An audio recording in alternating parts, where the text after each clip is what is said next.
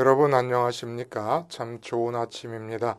우리 말씀으로 드리는 오늘의 번제 2013년 10월 28일 월요일 함께합니다. 고린도전서 11장 1절부터 16절까지 말씀으로 같이 하겠습니다. 우리는 1절부터 6절까지만 같이 읽습니다. 시작. 내가 그리스도를 본받는 자가 된 것 같이 너희는 나를 본받는 자가 되라. 너희가 모든 일에 나를 기억하고 또 내가 너희에게 전하여 준 대로 그 전통을 너희가 지킴으로 너희를 칭찬하노라. 그러나 나는 너희가 알기를 원하노니 각 남자의 머리는 그리스도요 여자의 머리는 남자요 그리스도의 머리는 하나님이시니라. 무릇 남자로서 머리에 무엇을 쓰고 기도나 예언을 하는 자는 그 머리를 욕되게 하는 것이요 무릇 여자로서 머리에 쓴 것을 벗고 기도나 예언을 하는 자는 그 머리를 욕되게 하는 것이니 이는 머리를 민 것과 다름이 없음이라. 만일 여자가 머리를 가리지 않거든 깎을 것이요 만일 깎거나 미는 것이 여자에게 부끄러움이 되거든 가릴지니라. 오늘 우리가 함께 읽은 말씀 중심으로 목이 짧아서 슬픈 여자여 라는 제목의 하나님 말씀 증거합니다. 목이 짧아서 슬픈 여자여. 이 제목을 들으면 여러분 당장에 연상되는 기절이 있지요. 노천명 시인의 사슴이라는 시가 기억이 날 것입니다. 모가지가 길어서 슬픈 짐승이여 언제나 점잖은 편 말이 없구나. 왜 사슴의 목이 긴 것을 슬프게 봤는지는 모르겠습니다만은 이 시를 끝까지 읽고 보면 슬퍼져요. 그 다음에 관이 향기로운 너는 무척 높은 족속이었나 보다. 물속의 제 그림자를 들여다보고 잃었던 전설을 생각해내고는 어찌할 수 없는 향수에 슬픈 모가지를 하고 먼데 산을 바라본다. 아니 사슴이 긴 모가지하고 먼데 산을 바라보는 게 슬퍼서 그랬겠습니까마는 근데 하여간 이 노천명 시인의 시를 읽다 보면 괜히 슬퍼집니다. 그리고 진짜 사슴이 목이 긴 것이 슬프게 느껴지기도 해요. 근데 실제로 사람 사는 세상 속으로 들어와 보면 목이 좀 적당히 긴 여자를 아름답다고 하지 않습니까? 사람들은. 그 대표적인 목미인이 유경수 여사였어요. 돌아가신. 그 유경수 여사가 우아한 자태가 있다라고 많은 사람들이 칭찬을 하셨는데 그 목이 긴 것이 큰 덕을 봤죠. 그러니까 한복을 입어도 목이 길면은 좀 우아해 보이는 모양이에요. 모딜리아니의 목이 긴 여자라는 그림이 있지 않습니까? 그게 목이 긴 것이 아름다운 것인가? 요즘은 목민이 누굽니까? 근데 사실 이런 어떤 정해진 편견을 없애고 보면 목이 길면 우아한 것, 그걸 아니다라고 말할 필요 없죠? 그러나 목이 짧으면 짧은 대로 또 귀여운 맛이 있지 않습니까? 그러니까 신체적으로 목이 길고 목이 짧은 거는 그렇게 대단한 문제는 아닌 걸로 여겨집니다. 전혀 영어로 말하면 빅딜이 아니죠. 근데 이 신앙적으로 얘기하면 이 목이 짧은 게 정말 슬픕니다. 모가지가 길어서 사슴이 슬픈 게 아니라 목이 짧아서 여자가 슬퍼요. 목이 짧은 여자가 정말 슬픈 거야. 영적으로 말하는 겁니다. 신체적으로 목이 짧은 여자는 귀여워요. 귀여워. 얼마나 귀엽습니까? 아니 이 목이 짧아가지고 먼 데서 보면 머리하고 몸하고 붙어 있는 것 같으면 귀엽지 않아요? 너무 목이 또 멋대가리 없이 길기만 해도 또 이상하지 않겠습니까? 허전하고. 하여간 이런 얘기는 여러분 취향에 따라서 여자를 보시면 되고 근데 신앙적으로 보면 영적인 의미에서 보면 이 세상에서 제일 슬픈 여자가 누구냐면 목이 짧은 여자입니다. 목이 긴 여자가 진짜 복 있는 여자라는 거예요. 영적인 의미에서. 그럼 영적인 의미에서 목이 긴 여자는 어떤 여자냐? 또 목이 짧은 여자는 어떤 여자길래 목이 길어서 슬픈 게 아니라 목이 짧아서 슬프다고 얘기하느냐? 심각하게 슬픈 거예요. 이게. 오늘 본문은 말입니다. 고린도 교회에 있었던 여러 가지 문제들 중에 공예배 때 여자분들이 머리에 수건을 쓰지 않고 예배에 참석하는 일이 많이 있었던 모양입니다. 이것을 문제시한 고린도 교인들 중에 사도 바울에게 편지를 보냈더니 사도 바울이 아니 여자가 머리 쓰는 거 그리스도 안에서 그 정도의 자유를 누릴 수도 없느냐. 남자들이여 편견을 가지고 여자를 보지 말고 여자를 자꾸 이런저런 자질구레한 조항들로 얽어매려 하지 말고 내버려 둬라. 교회 안에서조차 그런 자유를 누리지 못하면 되겠느냐라고 말을 할 것으로도 기대를 했을지 모르는데 사도 바울 입에서 요즘에 우리의 상식적인 정서로 보자면 너무나 받아들이기가 곤란한 남녀 관계에 대한 의견을 말하고 있는 것처럼 보인다 이겁니다. 그 당시 헬라 문화권과 중동에서는 지금의 중동에서와 마찬가지로 히잡 같은 여자들이 머리와 얼굴을 이렇게 천으로 가리지 않습니까? 그걸 요즘 히잡이라고 그러잖아요. 근데 그런 것처럼 중동뿐만 아니라 헬라권에서조차도 여자들이 머리에 수건을 쓰고 다녔던 것 같습니다. 중동 지방과 헬라권이 공이. 이 머리에 여자들이 수건을 쓰는 것의 의미가 뭐였냐면 남자에 대한 정절과 순결을 지키겠다고 하는 결단의 표시고 남자에 대한 복종을 의미하는 것이었다고 합니다. 그러니까 수건을 쓰는 게 그런 의미라면 수건을 벗고 다니는 여자가 있다면 그건 어떤 의미였겠습니까? 나는 어떤 남자에 대하여 정절과 순결을 지킬 필요가 없다. 남자에 대한 정절과 순결과 복종이라는 게 아무 의미가 없는 여자다라는 것을 뜻하는 것이었고 그래서 실제로 그 당시 매춘부들 같은 경우 머리에 수건을 쓰고 다니지 않았다고 합니다. 그리고 또 하나 여자가 머리가 긴 것이 여자로서의 아름다움과 명예를 드러내는 일이라고 생각을 했던 것 같습니다. 그래서 오드리 헵번형의 머리 스타일 이것도 역시 마찬가지로 그렇게 짧은 숏커트 머리가 있었는지는 모르겠습니다만은 머리가 길지 않은 여자일 경우에 대부분의 경우 특별한 사정이 있지 않으면 창녀들이었다고 합니다. 이러한 풍습을 알고 오늘 본문을 대하면 교회 안에 들어온 여자들이 이게 얼마나 귀찮겠습니까? 머리에 이렇게 수건을 날마다 쓰고 다니고 얼굴을 가리고 그러는 것이. 그러니까 교회에 들어온 여자들이 그리스도 안에서의 복음적 자유를 거기에 실천적으로 적용을 시켰던 것 같습니다.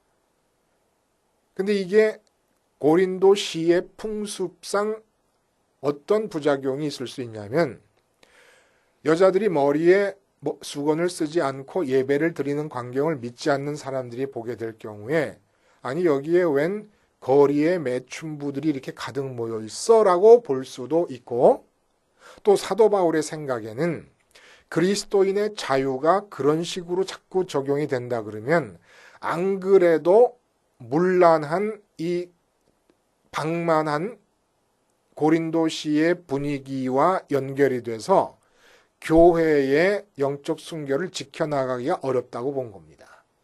그리고 사도 바울이 이제까지 1절에서 지금 내가 그리스도를 본받는 것처럼 너희 나를 본받으라고 말씀하시지 않았습니까? 그 본받음의 내용이 뭡니까? 그걸 이제까지 모든 고린도 교회의 문제를 바라보는 사도 바울의 시각입니다. 그 시각이 뭐였냐면 쉽게 말하면 광야의 복지를 이룬 뒤에 이 세상에서 육체적인 의미에서의 복지는 형태가 중요한 게 아니라는 거였습니다. 그러니까 노예 상태에서 복음을 받아들였느냐? 그러면 노예 신분에서 굳이 벗어나려고 애쓸 필요가 없다.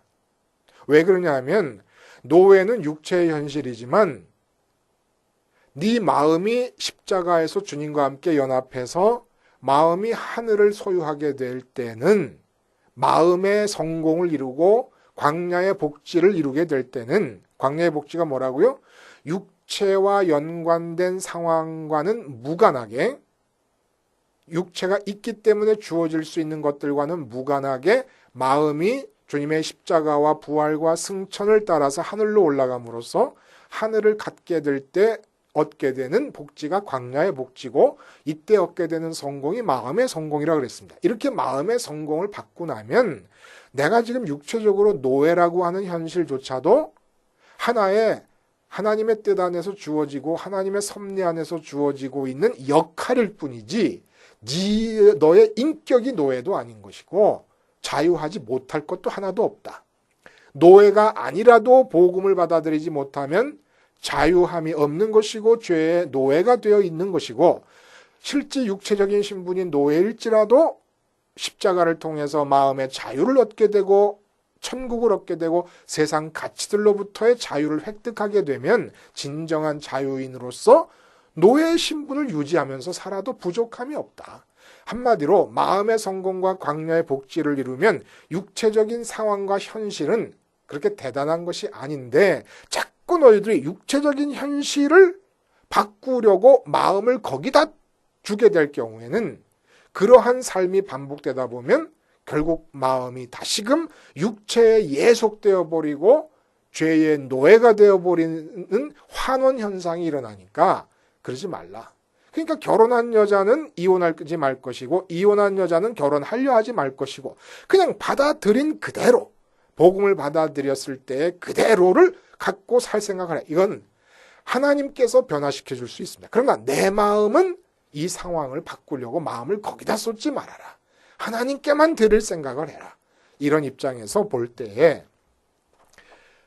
히잡이라고 합시다.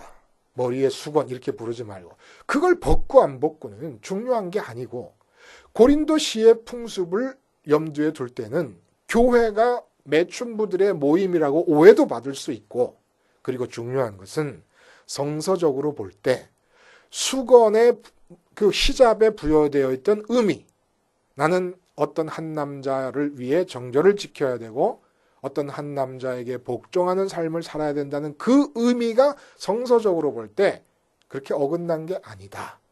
그 풍습이 성서적으로 남녀관계에서 갖고 있는 성서의 의견 속으로 받아들여질 수 있다라고 보면서 말하고 있는 겁니다.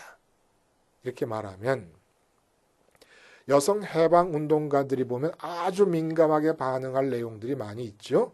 예를 들어 우리가 읽지 않은 7절에 남자는 하나님의 형상과 영광이니 머리를 마땅히 가리지 않거니와 여자는 남자의 영광이니라. 기분 나빠요. 여자는 남자의 영광이니라.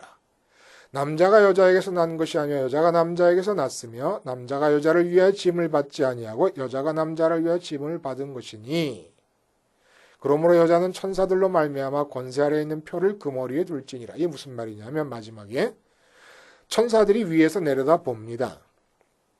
근데 여자와 남자를 하나님의 창조의 질서에 따라서 천사들이 볼 때 어떻게 보느냐면 남자와 결혼한 여자라면 마땅히 아니면 남자와 연관되어져서 살 수밖에 없는 여자라면 머리에 수건을 씀으로써 나는 여자라고 하는 것을 드러내라는 얘기입니다. 천사가 볼 때 여자임을 알게 하라는 얘기예요. 비유적인 얘기죠. 여러분, 이 수건은 이처럼 복종의 의미를 뜻합니다. 누구에게 예속되어 있음을 뜻하는 것입니다. 그러니까 남자는 쓰면 안 된다는 얘기예요. 자, 이 얘기가 무슨 얘기인지. 그 당시 헬라와 그 당시 중동권에서 통용되던 문화적 관행을 시간적 제한이 있는 것들이니까 다 벗겨냅니다. 그리고 그렇게 그 상황이라면, 그 당시의 상황이라면 그렇게 말할 수밖에 없었던 그 알맹이가 되는 사도 바울의 남녀 관계에 대한 생각을 뽑아봅니다. 그러면 어디로 집중이 되냐 하면 3절에 그러나 나는 너희가 알기를 원하노니 각 남자의 머리는 여기가 중요합니다. 각 남자의 머리는 그리스도요 여자의 머리는 남자요 그리스도의 머리는 하나님이시니라. 이렇게 되어 있습니다. 그러므로 남자는 머리에 무엇을 쓰면 안 된다는 거예요. 왜냐하면 그리스도가 머리이기 때문에. 왜냐하면 그 당시 세상에서 인간 사회에서는 머리에 무엇을 쓰면 예속되었음을 뜻하는 노예나 종이나 한 남자에게 예속된 여자나 이 예속되었음을 뜻하는 것이니까 남자가 머리에 무엇을 쓰게 될 경우에는 이 인간 사회 안에서 무언가에 예속되었음을 나타내는 것이기 때문에 그리스도에게 예속되어야 될 사람이 다른 누구에게 예속된 것으로 보이니까 안 되고 여자가 머리에 수건을 쓰지 않고 히잡을 쓰지 않을 경우에는 나는 아무 남자에게도 예속됨이 없다고 말하는 것이니까 머리에 수건을 쓰라는 얘기입니다. 그리고 3절의 말씀이 무엇이냐? 정리해보면 이런 거예요. 하나님이 그리스도의 머리입니다. 그리고 그리스도는 남자의 머리고 남자는 여자의 머리입니다. 그렇죠? 그렇잖아요. 남자가 여자의 머리, 또 그리스도는 남자의 머리, 또 하나님은 그리스도의 머리. 이렇게 순차적으로 발전해 나갑니다.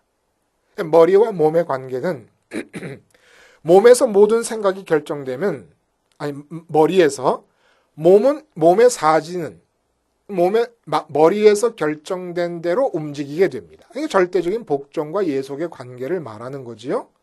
자, 여기서 남자가 여자의 머리라고 하는 이 얘기를 들으면 많은 사람이 요즘 사람들로서는 반발을 하게 될 텐데, 그리고 실제적으로 남자가 결정하고 여자가 따르게 되는 그런 경우 많지 않아요. 요즘 현실, 가정 문제 같은 경우 오히려 여자가 머리가 돼 있는 경우가 많습니다. 그런데 성서적인 기준으로 보면 이거 아니라는 거예요. 여자가 결정하고 남자가 따르는 게 성서적은 아니라는 거예요. 근데 현실은 그런 거예요. 그럼 이게 무슨 뜻이냐? 하나님이 그리스도의 머리라는 얘기는 하나님께서 결정하신 것이 이 땅에 몸을 입고 오셨던 예수님, 그리스도이신 그분에게 조금도 막힘이 없고 손상됨이 없이 그대로 흘러들어와서 표현되었다는 얘기입니다. 그러면 그리스도가 남자의 머리라는 얘기는 그리스도 안으로 들어온 하나님의 생각이 있지 않습니까? 왜냐하면 그리스도의 머리가 하나님이니까 그리스도 안으로 들어온 하나님의 생각이 그대로 그리스도를 통해서 남자에게로 들어온 현상을 그리스도가 남자의 머리라고 얘기하는 겁니다. 그러므로 여자의 머리가 남자라는 얘기는 그리스도를 거치고 남자를 거쳐서 여자에게로 누구의 뜻이? 하나님 아버지의 뜻이 그대로 들어오게 되는 경우를 말하고 있는 겁니다. 그러니까 남자의 머리가 그리스도라는 얘기는 궁극적으로 그리스도의 머리가 남자이기 때문에, 그리스도의 머리가 하나님이시기 때문에 남자는 그리스도를 목으로 하여서 하나님을 머리로 삼고 있는 자라는 겁니다. 그래야 된다는 거예요. 그래야 된다. 그런데 실제로는 그렇지 않은 게 문제라는 거죠. 그럼 여자는 누굽니까? 하나님이 궁극적으로는 머리예요. 왜냐하면 하나님의 머리이신 하나님의 생각이 그리스도를 관통하고 그리스도에게서 막힘이 없고 또 그리스도를 믿는 남자에게서 막힘이 없이 자기에게 전달이 되니까 여자의 머리도 결국은 마지막 궁극적으로는 하나님이고 남자의 머리도 하나님이고 그리스도 이 땅에 오셨던 그리스도의 머리도 하나님이십니다. 그러니까 남자는 그리스도를 목으로 하여서 하나님을 머리로 삼고 있는 존재고 여자는 그리스도와 남자를 목으로 해서 하나님을 머리로 삼고 있는 존재라는 겁니다. 그러니까 여자의 머리도 하나님이고 남자의 머리도 하나님이고 그리스도의 머리도 하나님이에요. 근데 그리스도를 통하고 남자를 통해서 하나님의 뜻이 여자에게 전달이 됩니다. 이 경우는 어떤 경우냐면 남자는 그리스도를 통해서만 하나님의 뜻이 전달이 됩니다. 그러니까 남자는 그리스도만을 갖는 거예요. 그리스도와 하나님과 연합됩니다. 근데 여자는 하나님의 머리이신 하나님의 뜻이 그리스도를 통하고 남자를 통하고 여자에게 전달이 될 때 하나님 아버지에 붙어있는 몸일 뿐만 아니라 그리스도도 갖고 남자도 갖는 겁니다. 쉽게 말하면 제일 많이 갖는 거예요. 그러니까 여자가 남자의 영광이다. 여자가 남자를 돕는 배필이다라고 하는 것은 남자에게 전달된 뜻이 이루어지기 위해서 돕는 배필이라는 얘기입니다. 그러니까 여자의 머리가 될 수 있는 남자는 어떤 남자냐면 그리스도를 머리로 삼는 남자만이 여자의 머리가 될 수 있는 남자라는 거예요. 그러니까 세상에서 제일 복된 여자가 누구냐면 돈을 많이 버는 남자와 결혼한 여자가 아닙니다. 장동건 같이 잘생긴 남자와 결혼한 고소영 씨가 아니라는 거예요. 하나님의 뜻을 제일 많이 벌어들이는 남자와 결혼한 여자가 제일 행복한 여자이고 축복받은 여자라는 겁니다. 돈을 많이 버는 게 행복하겠습니까? 하나님의 그 선하시고 사랑이 많으시고 창조주이시고 내 아버지이신 하나님의 뜻을 많이 벌어들이는 남자가 제일 훌륭한 남편감이겠습니까? 여러분이 알아서 하세요. 하나님의 뜻이면 산도 옮겨질 수가 있는 것이에요. 하나님의 뜻이면 돈을 못 벌어서 못 버는 게 아니라 돈까지 거 안 버는 겁니다. 하나님의 뜻 안에서. 하나님의 뜻 안에 있는 남편이 돈을 못 벌어오면 못 버는 게 아니라 안 버는 거예요.